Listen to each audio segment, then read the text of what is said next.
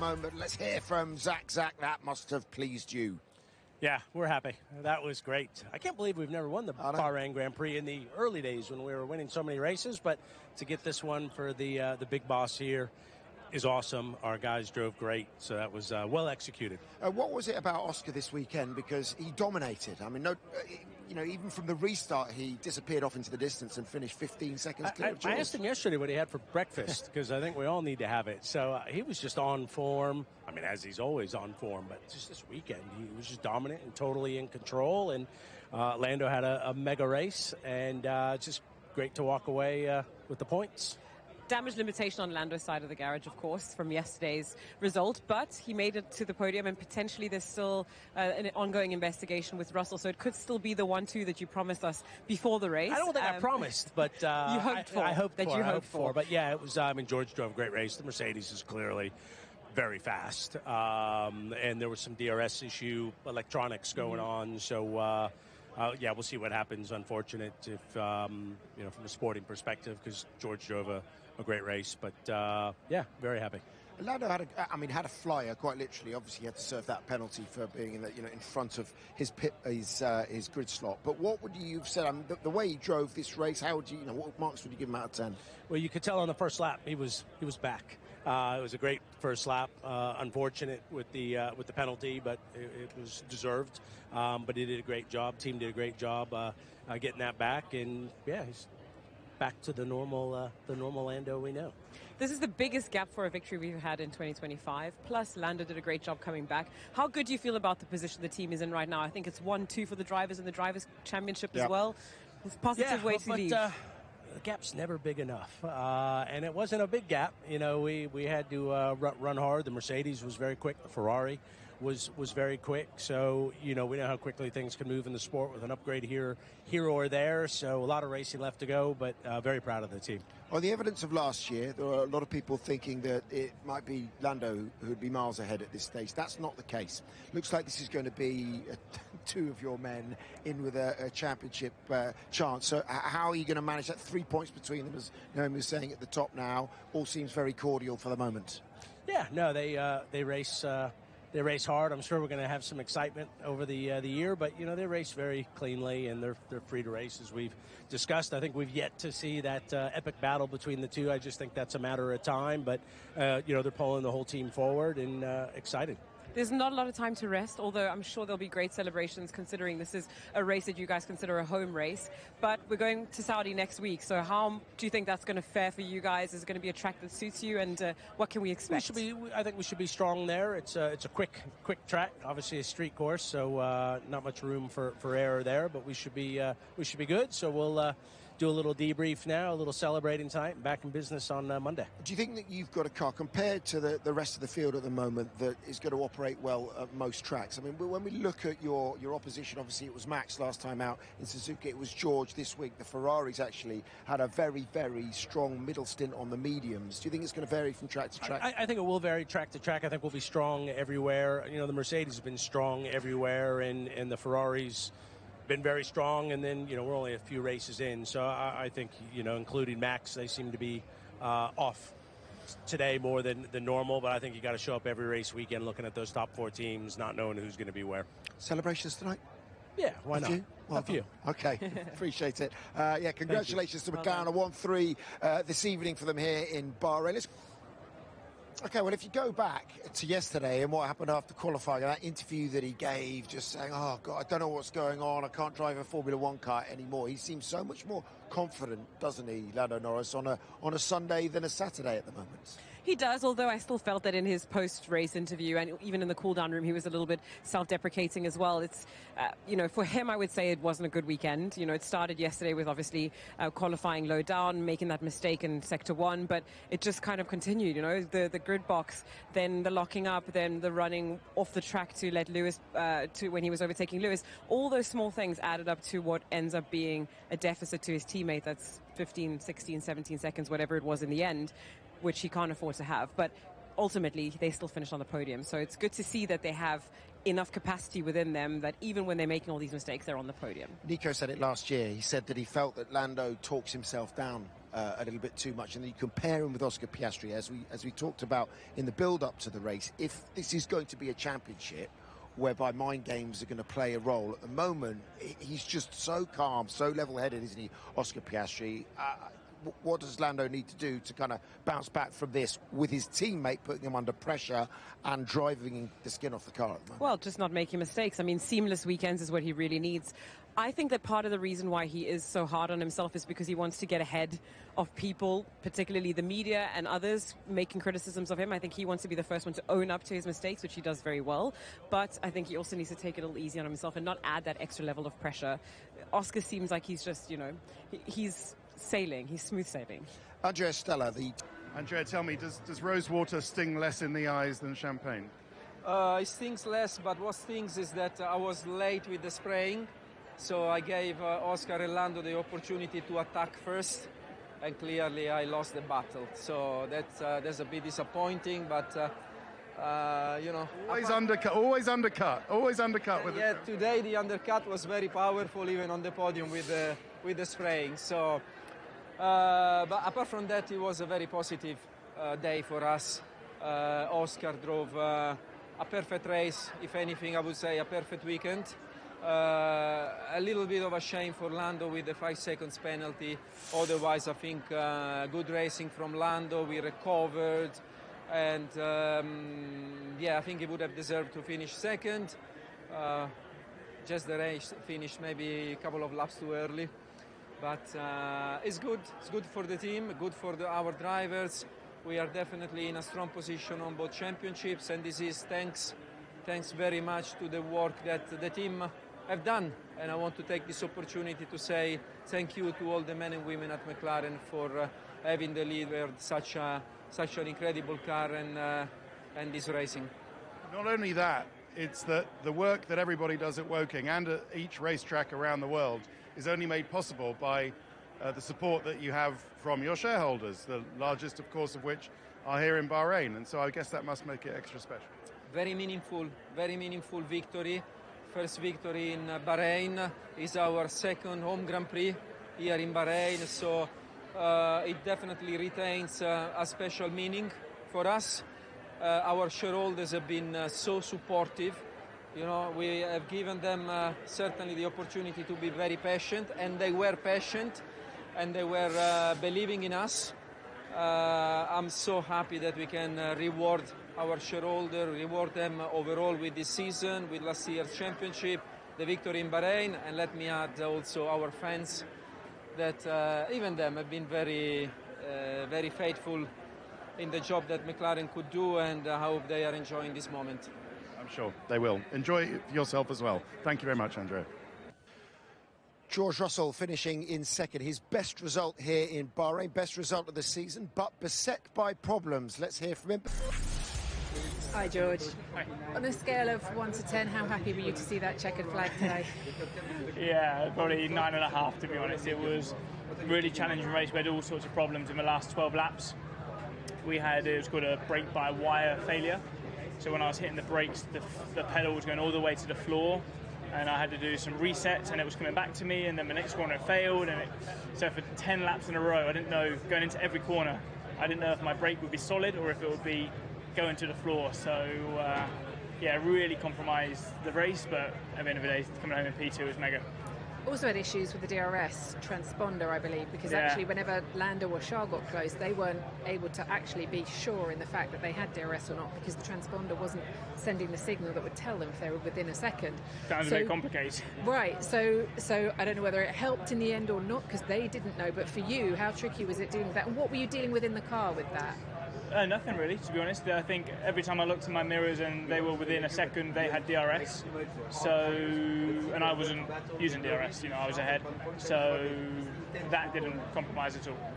You've got to go and see the stewards about the DRS and about using it at a point where you weren't allowed to. What's your defence for that today? Well, it was, there was technical problems. I backed off. It was probably open for less than a second. So. Are you able to just explain to people how it works, so people watching? Well, I don't know it's why. It's triggered automatically, isn't it? Yeah, I don't know how it got triggered. There was all sorts of problems going on with the with the transponder and the signals going to the car. So I honestly can't give you an answer because I was losing everything on my steering wheel as well. I had no data on my steering wheel. I lost all of that. So, I was really compromising my last stint. So, I don't know. It'd be exceptionally harsh just if something happened. Well done dealing with all that and Thank still you. getting the P2.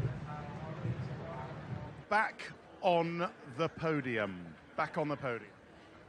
Back on the podium. After a little glitch in the last one, must feel good? Yeah, I think it's so difficult this year. You can see how quickly you go from a very good result to a less good. And I think Bahrain, we expected to be one of our worst tracks with the very rough asphalt and the temperatures. And I think leaving with a car that is able to go on the podium, P2 today, is great. Okay. Did you get worried when the electronics started playing up and George disappeared from all the timing? Yeah, I think it's the driver who saved the result today. Brake-by-wire was kicking in and out, and he kind of started to manage it without losing any time, which is amazing, almost indescribable if that happens to you. And he nurtured the soft tires well. He was fast when it mattered, defended in the right way. So heads off to George. So what happened with this DRS opening by itself? The DRS, the beacon failed, so the automatic DRS, that's a F1 signal, basically failed, and you had to open it manually. And I think on one of the occasions, he touched the button and closed it again immediately, and that was, that wasn't any performance advantage. I'm sure that'll be fine. Kimi's race? Messy overall, I think. Let's start with the deficits of the team. I think we didn't give him the right tire. Should have probably bet on the hard and go to the end. That would have put him in the top 10 solid. But then the first lap was a bit messy, pushing a hard on the soft tire and basically making it go. But that's the normal learning trajectory that is to be expected. Okay, thanks, Toto. See you next week. Okay, so just going to read this out to you because this is from 2018, and thank you to David Croft for putting this on the WhatsApp group. It's to do with Sergio Perez and misuse of the DRS at the Azerbaijan Grand Prix back in 2018. And as a result of that, because of pretty much exactly the same as what happened, this could be used as precedent. There was no further action. So that augurs well for Mercedes on that front. But let's get into George and overall, despite all that, what a great drive. What Firstly, a great can start. I say I'm very impressed you managed to do that without your readers. I did, yeah, you're right. That was a good job. Thanks very much. That was a good job. I can see. The way he's driven so far this year, if you are his manager or his agent, at some point you're going to go into Toto's office and say, look how well George is driving, give him another contract. I have to say, George has been impressive, and it feels like he's already felt that way all season long. Even in Japan, he didn't end up putting it together in qualifying, but he was right there, and he's been right there all weekend long, and he delivered. And with all of those extra challenges that he was dealing with today, to still be able to fend off the likes of Lando Norris, I have to say that's really impressive. It feels like a new, refreshed George who's just clearly got his targets set. And I would also, if I was his manager, be going into Toto's office and saying, lock me in, Toto, lock me in. Yeah, because it runs out at the end of this year. But there are a few raised eyebrows. We were watching up towards Mercedes. Gwen LeGroux was in there, who manages the Young Driver program. We said, do you think he's going to be able to get to the end on the softs when the Ferraris are out there on the hards and both of the McLarens on the mediums? But actually on low fuel, as that dropped away, he looked really comfortable on them. Yeah, look, it was touch and go at the end. I think he was helped a little bit because Lando had to get past Leclerc first. But voted as Lewis Hamilton. They look really strong on that middle stint on the medium. Charles Leclerc finishing in fourth, the seven-time world champion in fifth. Charles, how would you sum up that race for you today? You knew the McLarens had pace, and turns out the Mercedes could look after their car on those soft tyres at the end as well. We are just not fast enough. That's the summary. We don't have that pace in the car. Mercedes were quite a bit faster in terms of, quite a bit better in terms of degradation compared to us. The soft, we couldn't keep them for long enough, but they could. So that was a surprise, but yeah, the pace was just not there, and it's just very disappointing when I think you do everything quite well, but it's only a P4. I was going to say, I mean, tyre-wise, we heard you on the radio at one point. Strategy probably didn't really come into it that much in the end once you had that safety car, I guess. It changed everyone's plans. Yeah, I was in the opinion of doing something different at the beginning, which I think was the right thing. It ended up not being the right thing because there was a safety car that nobody could have known. But at the end, there's no regrets in a race like this. Just we need to find some pace. Thank you. Thanks very much, Charles. Hi, Lewis. That looked like a much more positive day for you. Tell us what you've picked up from today that's going to help you going forward, and how difficult is it to adapt to a new car? In commentary, they were saying it's harder to move into a new car, even with experience, than it is coming in as a rookie almost. I think what's clear is, I mean, us as humans, I guess we get really stuck in our ways, and I think I've been driving a certain style in a certain way with the same team for such a long time. I've moved to a new car, and it requires such different driving style and settings. Like I'm using engine braking, which we never ever used in my previous year.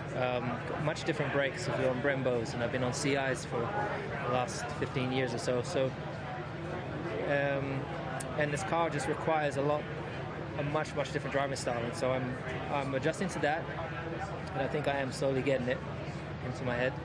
And getting the balance right. I think what's clear is that Charles starts with a setup and he stays with it pretty much all weekend, and I was a long way away from him last weekend and this weekend. And just before qualifying I go close to him, but then all the settings are all off. I haven't. So yeah, I got to do a better job through the weekend. I know I can, and I will.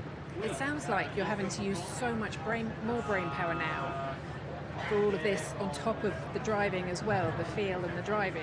It sounds exhausting, if that makes sense. No, it's not that you.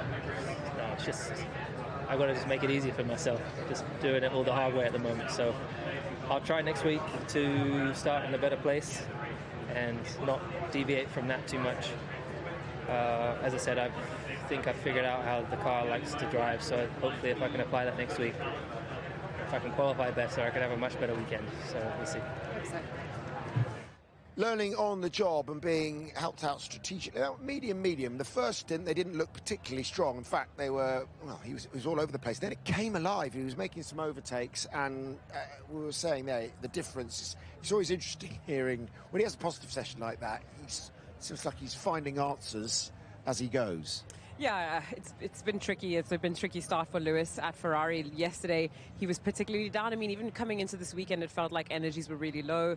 And share the workload and work on each other's weaknesses. I don't know. I mean, I guess that's an option you could take, but it feels like something you would do with a younger driver who maybe is really struggling. I think Lewis understands what the processes are to get that car in the window it needs to be in qualifying, and I don't know what's lacking from him, whether it's confidence with the car or, all those things that he's talking about, the engine braking, the different brakes, whatever it might be. Every week it seems like he's just mentioning more and more issues that he's struggling with to get on top of coming from a different team. So I think for him it's more about just being out there on track, driving as much as possible and getting to know this car and getting on top of those small issues in those lower fuel runs. He was the driver of the day.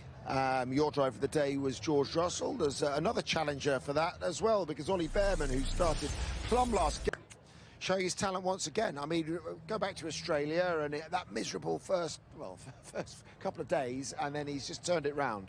He has turned around. Look, Ollie already came into the sport last year. He got the golden ticket with Carlos Sainz's appendicitis, and he just nailed it in the first moment. And we've seen that with other young drivers, like George when he stepped in to replace Lewis. They have that spark, and we're seeing more of that now. We saw him in the points last week in Japan and back this weekend, and purely on merit. I mean, they didn't really do anything much different out there than most did. He went a little longer in the first stint, but purely on merit, he made his way back to the top 10. Difficult weekend for Red Bull. Here's Max Verstappen. Max, considering everything you were dealing with, you gave it everything, still taking another place on that last lap. Is that how it felt today? I've just got to leave everything out here and see what I can get out of this. Yeah, I mean, the start was not good. Then the pace was not good in the beginning already. Just tires overheating again. The balance was not where I wanted it to be. And then the first pit stop, something went wrong with the lights. They stayed on. Now you can drive through the lights, but that's not the protocol of the team, right? So yeah, I had to just wait, but I realized there was a problem. Then I was stuck in traffic. The hard tires, unfortunately, they didn't work. They were just basically lower grip and even higher deck for me. Then we pitted again, and even worse pit stops. So then I was last. And considering everything, to still finish P6 with also the pace that we had, I think it's still a good result. I mean, there's not much more that I guess we could have done. Did you expect coming into this weekend, did the team expect this was going to be a tough one, looking at the track and the characteristics? It's just, we are bad on tire management at the moment. The balance is not, it's not where I wanted it to be, and then on a track like this, it all gets highlighted, that's for sure. So up next is a street track with hot temperatures again. Have you got concerns going into that? Well, I mean, the tire degradation will be a bit lower in general, but if you are poor on tires, you are poor everywhere with management. Of course, there it's probably a little bit less, but still going to be weaker than our competitors. So you just have to take that into consideration. But at least maybe the layout will help a little bit, but tire management stays the same. You know, if you're weak on it, you're weak on it everywhere. Just finally, for me, having the two hards today, having the different tyre options, did it help you, or maybe was that... No, it made it worse. Yeah. But, even if I would have had two mediums, the position would have been the same. I was not at the same level as the cars ahead of me. Thank you. Thanks, Max. Thanks. That will anger him. His teammate finished 3 places behind inside the top 10, so we must give a shout out to Yuki Tsunoda. But there were problems in the pit stops today. They had anything about the lights on that occasion, but they never usually made mistakes like that. As you say, very rare to see the mistakes. I mean, we haven't really got clarity on what happened with the lights. It sounded like Max didn't really know yet, as yet. But, you know, as a driver, ready, but never went green or the lights never went off. So, yeah, they'll have to look at that and create some sort of fail-safe, because it happened multiple times there. Max seems to be fairly pragmatic about it at the moment. We've not heard a huge amount of whinging about the car or anything like that. He's not been complaining about it too much, apart from this fact that he knows that it's where it's at. Are we to read into anything from that? What do you think his demeanour is suggesting at the moment about the team? Look, I don't think there's been any lack of pressure from Max's side onto the team in terms of his thoughts on where the car is at. I'm sure that compounded with today's issues, which was a lot of pit stop problems, I don't think they'll be leaving here happy at all. And I know that the team know that, you know, Max is a competitor that wants to be in front, and if he's running third, fourth, fifth, he's not interested in being here to do that. So I think everybody's well aware of that. I think from Christian to everybody in the team knows that they've got to deliver something better than what they've currently got. And of course, it's a cause for concern. I mean, we've got new regulations coming in next year. Max has been very clear to say he doesn't want to be in the sport forever, but he wants to make the most out of it while he's here. So I wonder if this will get his head turned and maybe looking elsewhere in the paddock. I don't know if it's too early to say that just yet, but he's been pretty vocal about how upset he is with the state of that car. Best driver wants to be in the best car, doesn't he? I mean, Suzuka feels a long time ago, doesn't it? Yeah, exactly. What a difference a week makes. Yeah. Let's lead the final word to the McLaren drivers. Oscar, huge congratulations. You just brought home McLaren's first win here in Bahrain, and we barely saw you during that race. I mean, we often say to drivers, you made it look easy. I know it isn't, but just tell us, how good was the car today? It was great. It was great.